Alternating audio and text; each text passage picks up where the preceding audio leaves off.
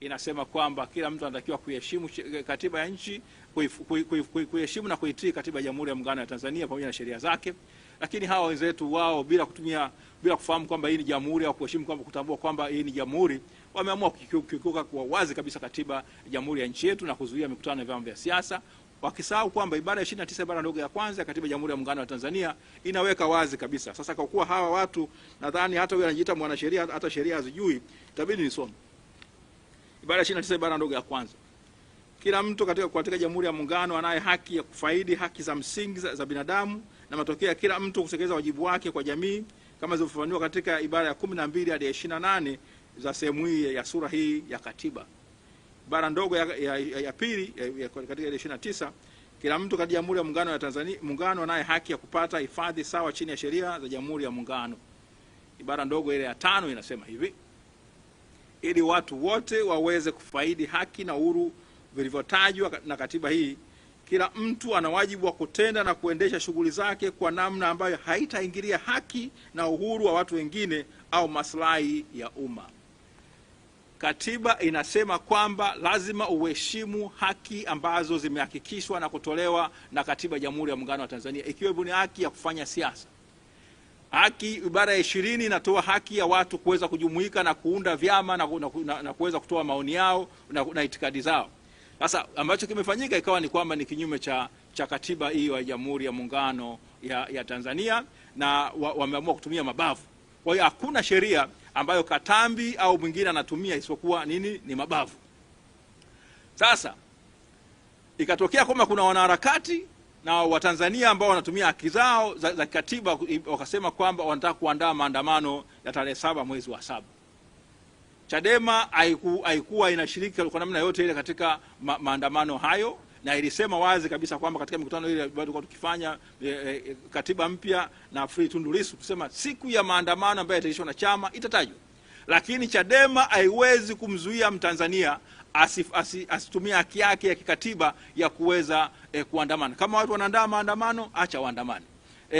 Madhari hawatumii mabavu, hawatafanya vurugu zozote zile. Sasa imetokea kwamba baada ya yale maandamano ya tarehe 7 mwezi wa 7 ambayo ilitakiwa yafanyike, hayakufanyika, lakini Watanzania waliandamana kwa ukao wote nyumbani. Nchi yote ilikuwa imefungwa kwamba Watanzania hawakutoka kwenye nyumba zao, shughuli za biashara na kila kitu, hata ile sheria za 77 zilikwama.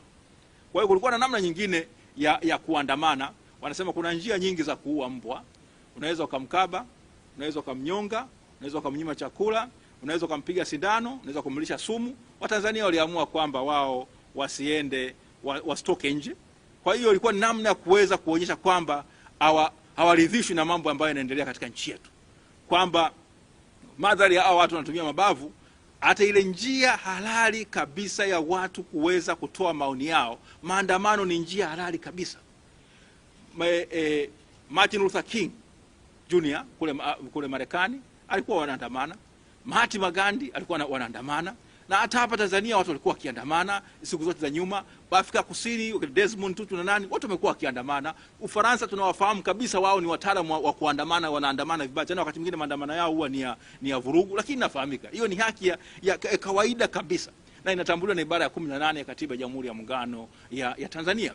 Hasa katika ile hali imekutikana kwamba wameshikwa viongozi na wanachama wengi wa Chama cha Demokrasia na Maendeleo. Tunaambiwa juzi na msemaji wa jeshi la polisi anasema kwamba kuna watu 133 wameshikwa, na sasa hadi sasa kuna watu kama 61 ambao wamefunguliwa mashtaka, na haya yamewakumba watu wetu 61 ambao wamefunguliwa mashtaka kule Shinyanga. Tuna watu 17, mwingine anategemea pengine atafunguliwa mashtaka leo. Kuna wengine kule Mwanza 23 wamefunguliwa mashtaka. Hayo yote ni ya nini? Ni ya ugaidi. Kule Iringa wako 4 ugaidi. Mbeya wako 4 ni ugaidi. Dar es Salaam leo wamefunguliwa wale Pendo Kileo na wenzake wawili wamefunguliwa mashtaka tena ya ugaidi kule katika mahakama ya Kinondoni. Kuna kiongozi wetu alikuwa amefunguliwa na kufungwa kule Kahama. Baada tunashukuru leo Mungu Mwenyezi wa milele amesaidia kwamba hakimu katika rufaa yake imeweza kusikilizwa na uamuzi umetoka kwamba ameshinda ile rufaa yake ile Daskora. Tunashukuru. Sasa ambacho kimeonekana, ambacho na Chadema ambacho haikubaliani nacho, ni kugeuza shughuli halali za kisiasa za watu kukusanyika, watu kukutana na kupeana maoni, kuifanya kuwa ni ugaidi. Hii ni hatari kwamba kama tunafanya shughuli halali za kisiasa, tunajinaisha shughuli halali za kisiasa, tunaipeleka nchi yetu mahali pabaya sana. Haki ya kufanya siasa ni haki ya kikatiba. Ndivyo ibara ya 3 ibara ndogo ya kwanza inavyosema, ndivyo ibara ya 20 ibara ndogo ya kwanza na ya pili zinavyosema, ndivyo ambavyo ibara ya 18 inavyosema, na hizo hata ibara ya 26 ibara ya 29 zinavyosema kwamba watu wana haki ya kufanya siasa. Sasa kama tunafanya watu kwa kufanya siasa kwa kuwa na mtazamo tofauti, kwamba watu wanapanga kuandamana, unageuza kwamba hiyo wanapanga ugaidi. Hii ni hatari sana. Ni hatari sana, kwamba manake hatuitaki nchi yetu mambo mema. Shughuli halali kabisa ya kisiasa unaigeuza, unaipatia jina tofauti, unaita kwamba ni jinai. Hasa mwisho wa siku tutakaaje katika nchi yetu hii? Je, sisi ni watu huru? Maana ibara ya 15 ya katiba ya nchi yetu nasema kwamba watu wote wanatakiwa kuwa huru. Hasa kama tunageuza watu ambao walikuwa huru, wanageuza kuwa watwana na kuwa watumwa katika nchi yao, hii ni hatari. Hasa tumekaa kama wanasheria wa chama, tumezipitia hati hizi mbalimbali. Ukiangalia kama hapa kwa mfano, ninayo hati ya kesi ya kule Mbeya ambayo inamhusu Noah Mwarwange, Wamaka Mboka, Rogers Mpwani, Agostino Wasinyo. Hiyo inawaambia kwamba wao wametenda nini? Wametenda ugaidi, kwamba katika eneo la kule Mafiati katika walipanga kwa pamoja kutenda vitendo vya kigaidi, ikiwa pamoja na kuwashauri watu au kuwashawishi watu katika eneo la Mafiati kutenda vitendo vya kigaidi, ikiwa ni pamoja na ikijumuisha na kuharibu mali, na kwa maana hiyo na kutaka kuwatisha wananchi wa Jamhuri ya Muungano ya Tanzania. Tuna nyingine tena, huyu anaitwa Jasiri Robert Masumbi, na yenyewe ni ya Mbeya. Yenyewe vile vile nasema kwamba alikuwa na lengo la kuwashambulia polisi la kule Mbeya na kusababisha vifo na kuwaumiza. Kuna kule Mwanza tunao kesi inamuhusu, hii ni kesi namba 16379 ya mwaka 2026, kesi ya uchumi. Hii inamuhusu Alfax Sadi Bundara Nyamwaga, Fanson Wilson Mpango, Abeli Maruta Mwesa, Hassan Mohamed Saidi, Emmanuel Anthony Wambura, Adamu Robert Idi, Damas Bebwa Sadok, Petro Matias Mabura, Abdul Amani Kagwidi, David Mashaka Maendeka, Filipo Mayingu Masatu, Edward Peter Mikindo, Emmanuel Joseph Doto. Hao 12 wanashtakiwa kwamba walitaka kuharibu mali, walishika katika mikutano kwa malengo tena matendo ya kigaidi, na kuharibu na kutaka kuchoma mali za watu binafsi na za serikali. Hiyo tarehe 7 mwezi wa 7. Haya, mwingine huko tena Iringa, au anaitwa Akudi Aknai Korai, Abdi Daudi Mwaisoba, Ambi Daudi Mwaisoba,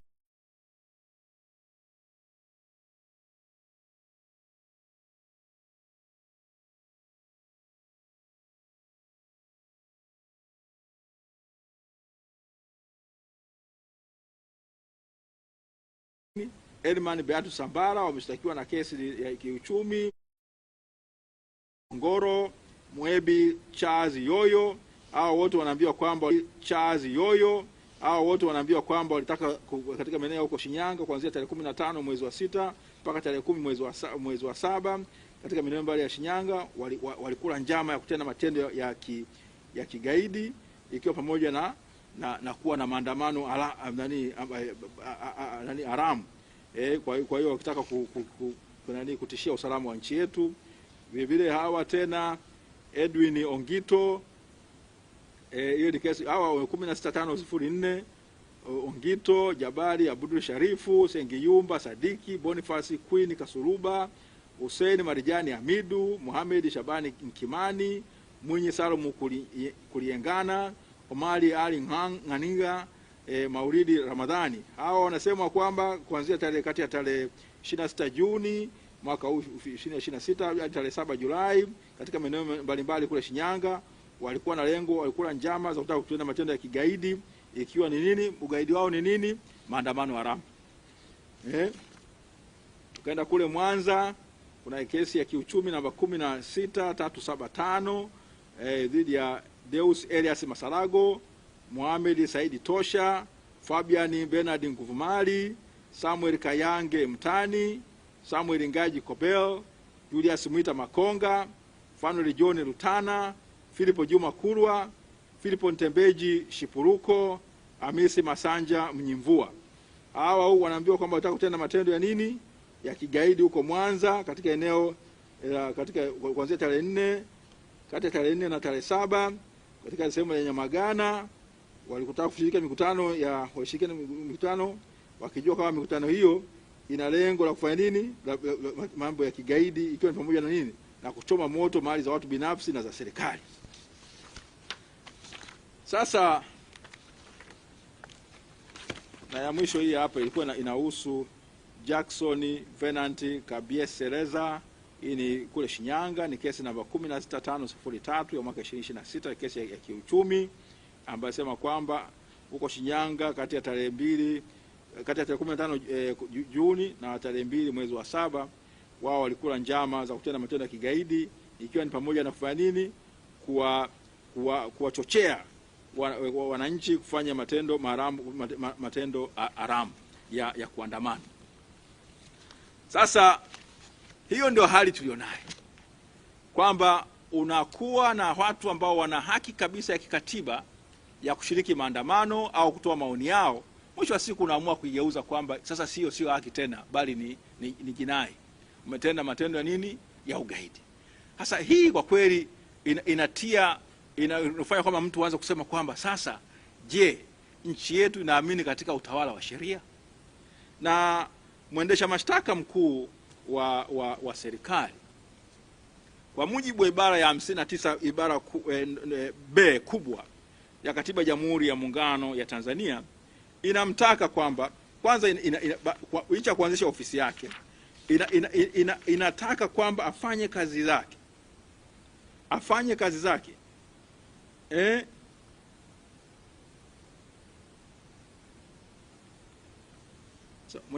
mamlaka ya mkurugenzi wa mashtaka kwa mujibu wa ibara ndogo ya pili yaweza kutekelezwa na yeye mwenyewe au kwa maelekezo yake na maofisa waliopo chini yake au wengineo wanaotekeleza kazi hizo kwa maelekezo yake.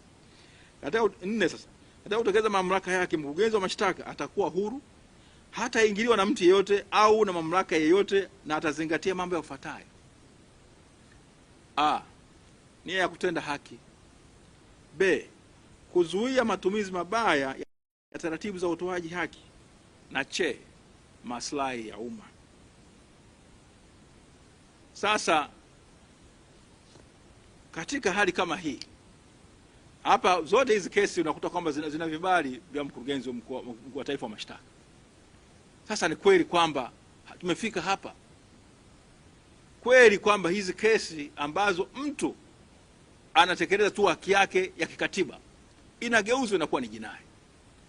Tunaitakia mema nchi yetu? Tunaheshimu utawala wa sheria?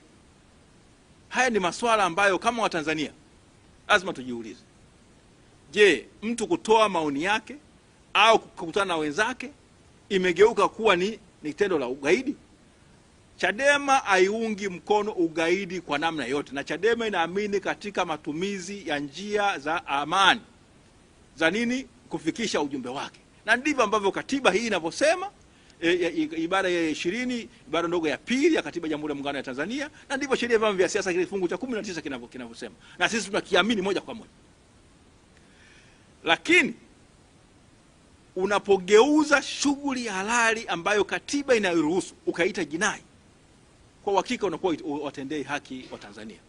Sasa kama mawakili tumekaa chini na kufikiria cha kufanya, tutakuwa na majibu sahihi na hatua sahihi za kisheria dhidi ya vitu kama hivi. Hatuwezi tukawaacha watu wakateseka, wakafunguliwa kesi za jinai, watu wakasota mwaka mmoja, miaka miwili, miaka mitatu, miaka minne, wakiwa wanapambana na kesi za namna hii. Alafu tunasema tuache tu mkondo wa sheria nini? Tuache sheria ichukue mkondo wake. Si haki. Kama unafungua mashtaka ambayo yanaonekana kwamba yana chuki au yanalenga kukomoa, kama chama na sisi kama mawakili ambao ni watumishi wa mahakama, lazima hatua stahiki zichukuliwe.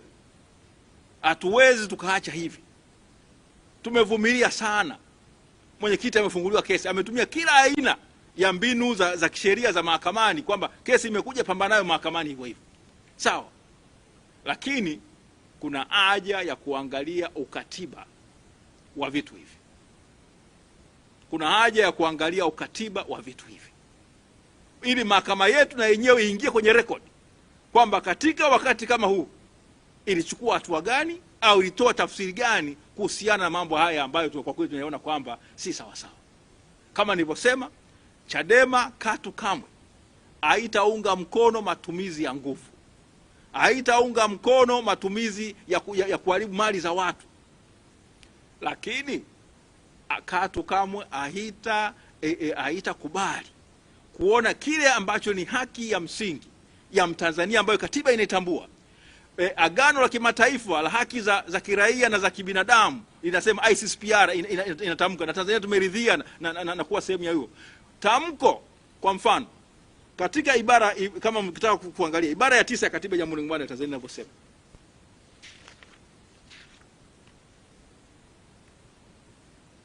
ibara ya 9 inavyosema hivi: lengo la katiba hii ni kuwezesha ujenzi wa Jamhuri ya Muungano na Serikali ya Mapinduzi Zanzibar au chochote kati ya vyombo vyake na udugu na amani, kutokana na kufuata siasa za ujamaa na kujitegemea, ambayo inasisitiza utekelezaji wa misingi ya kijamaa kwa kuzingatia mazingira yaliyomo katika Jamhuri ya Muungano. Kwa hiyo mamlaka ya nchi na vyombo vyake vyote vinawajibika kuelekeza sera na shughuli zake zote katika lengo la kuhakikisha kuwa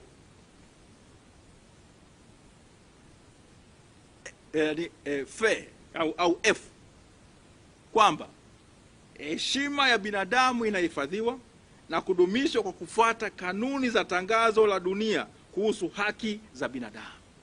Katiba yetu inalitambua na imelipokea tamko la dunia kuhusu haki za nini, za binadamu, la mwaka 1948.